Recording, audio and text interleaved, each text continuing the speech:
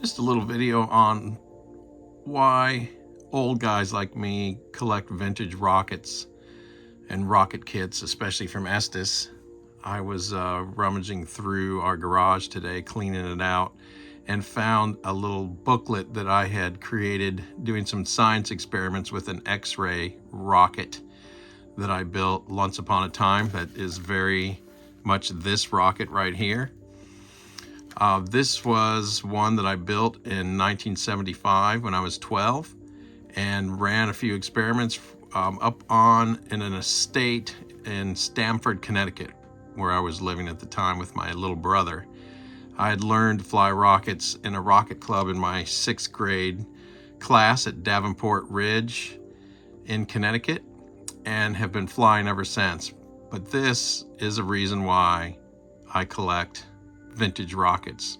So just to share this little thing, I created this booklet while we were putting bugs in the payload section of this rocket here. We were just grass around there, so we found spiders and ants running around in the grass when we were little, and I kept a record of the flight. So here's the first one, and I dated it May 21st, 1975.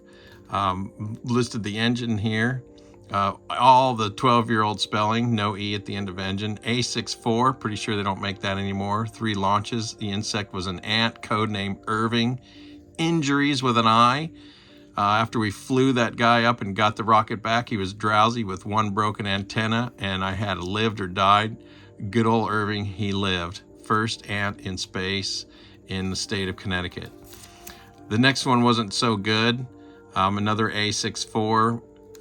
Insect spider, codename Sam. Injuries, well, he had a crushed body. He crawled to the top of the payload section, and when that thing launched, he got left behind by the momentum and careened to the bottom of the payload section and crushed his body. He died. Next one was same engine, A62.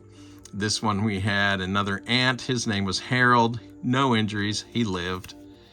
And next injury, another A62. This one found another spider, and he called him Buddy, it looks like. Injuries, none, and he lived.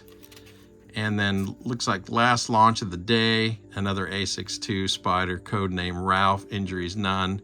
He lived. So out of all of our launches that day, we only killed 1 insect. The rest lived.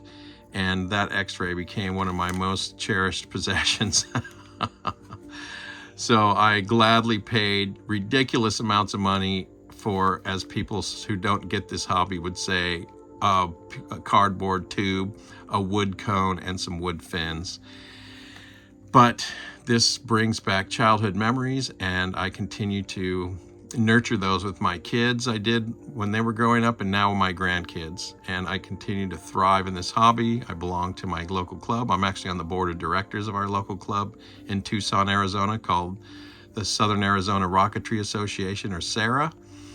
And I build and fly everything from half A engines, motors, now I've learned to call them motors, to I'm a level 1 certified flyer, working on my level 2. So everything in between.